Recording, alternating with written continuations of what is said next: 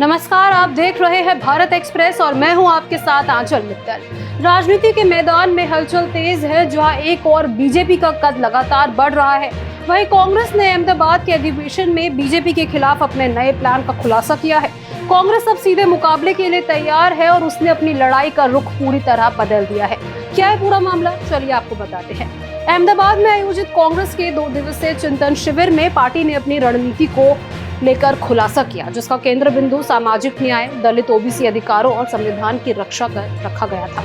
Party ने यह भी साफ कर दिया कि अब वो बीजेपी के खिलाफ केवल राजनीतिक रूप से नहीं बल्कि वैचारिक स्तर पर भी लड़ेगी। कांग्रेस ने अपने पारंपरिक राजनीति से बाहर निकलकर सामाजिक न्याय और संविधान की रक्षा को अपनी प्राथमिकता बना लिया है। अहमदाबाद के मंथन के दौरान पार्टी ने स्पष्ट किया कि वो समाज के शोषित और वंचित वर्गों के लिए लगातार काम करेगी। इसके साथ ही कांग्रेस ने अपनी योजना में इंडिया गठबंधन को भी महत्वपूर्ण स्थान दिया है, जिसका उद्देश्य बीजेपी को चुनौती देना है। इस विवाद में राहुल गांधी भी कूदते हुए नजर आए। राहुल गांधी ने कहा कि कांग्रेस और बीजेपी के बीच लड़ाई अब विचारधारा की हो चुकी है और केवल कांग्रेस ही बीजेपी और संघ से मुकाबला कर सकती है। कांग्रेस ने बीजेपी और संघ के छद्म राष्ट्रवाद का जवाब देने के लिए एक मजबूत रणनीति तैयार की है, जिसमें प्रजातंत्र और संविधान की रक्षा को प्रमुखता दी गई है। कांग्रेस ने इस अधिवेशन में बीजेपी को संविधान विरोधी और दलित ओबीसी विरोधी साबित करने के लिए एक बड़ा कदम उठाया। पार्टी ने कहा कि बीजेपी ने हमेशा संविधान को चुनौती दी है और अब समय आ गया है कि इसका जवाब दिया जाए। कांग्रेस ने साफ किया कि ये संविधान की रक्षा के लिए कोई भी कदम उठाने के लिए तैयार है।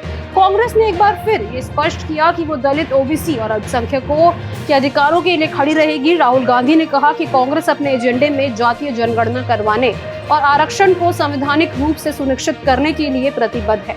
पार्टी ने बीजेपी के एससी, एसटी और ओबीसी विरोधी चेहरे को उजागर करने की भी प्लानिंग बनाई है। कांग्रेस ने अपने राजनीतिक प्रस्ताव में बीजेपी के खिलाफ एक सशक्त रोड मैप रखा है। पार्टी ने बताया कि वो आगामी चुनाव में किसानों, युवाओं, महिलाओं और मुस्लिम समुदाय के पक्ष में खड़ी रहेगी। इसके अलावा कांग्रेस ने संगठन को जमीनी स्तर पर मजबूत करने और इंडिया गठबंधन के साथ मिलकर बीजेपी के खिलाफ चुनावी लड़ाई लड़ने का भी स्पष्ट इरादा जताया है। आपको बता दें, कांग्रेस ने गुजरात में बीजेपी को चुनौती देने के लिए स्पष्ट रूप से अपनी योजना बनाई है। पार्टी ने अहमदाबाद में हुए अधिवेशन में 2027 के विधानसभा चुनावों के लिए टारगेट तय किया और राज्य में बीजेपी के खिलाफ अपनी रणनीति पर चर्चा की। कांग्रेस ने कहा कि गुजरात में बीजेपी हारती है तो ये देश भर में मोदी और शाह के अजय होने के तिलिस्म तोड़ देगा। राहुल गांधी ने इस मौके पर जमीनी स्तर पर संगठन को मजबूत करने पर जोर दिया और ये संदेश दिया कि कांग्रेस को अब केवल सत्ता की चाह नहीं बल्कि लोगों की सेवा करनी है। वहीं इन सबके बीच कांग्रेस अध्यक्ष मल्लिकार्जुन खड़गे ने पार्टी नेताओं को सख्त संदेश देते हुए कहा कि जो लोग पार्टी के काम में हाथ नहीं बटाते उन्हें आराम करने की जरूरत है। उन्होंने स्पष्ट किया कि पार्टी पद पाने के बाद अगर किसी ने जिम्मेदारी का निर्वाह नहीं किया तो उसे रिटायर हो जाना चाहिए। खड़गे ने यह भी कहा कि जिला अध्यक्षों की नियुक्ति निष्पक्ष तरीके से होगी और उम्मीदवार चयन में उनके सुझावों को महत्व दिया जाएगा। कांग्रेस ने अहमदाबाद में अपने 2 दिवसीय चिंतन शिविर के दौरान बीजेपी के खिलाफ अपनी एक नई रणनीति पेश की है, जो सामाजिक न्याय, संविधान की रक्षा और दलित, ओबीसी अधिकारों पर केंद्रित है।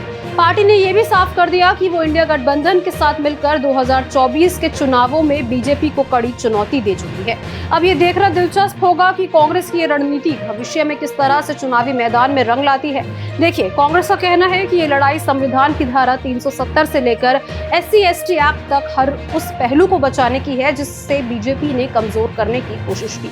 तो क्या कांग्रेस की ये नई रणनीति, ये नया रोड मैप बीजेपी के खिलाफ एक सही कदम साबित होगा? क्या कांग्रेस फिर से एकजुट होकर बीजेपी को चुनौती दे पाएगी? ये एक बड़ा सवाल है। वही हमारी इस खबर पर आपकी क्या राय है, हमें कमेंट बॉक्स में जरूर बताएं।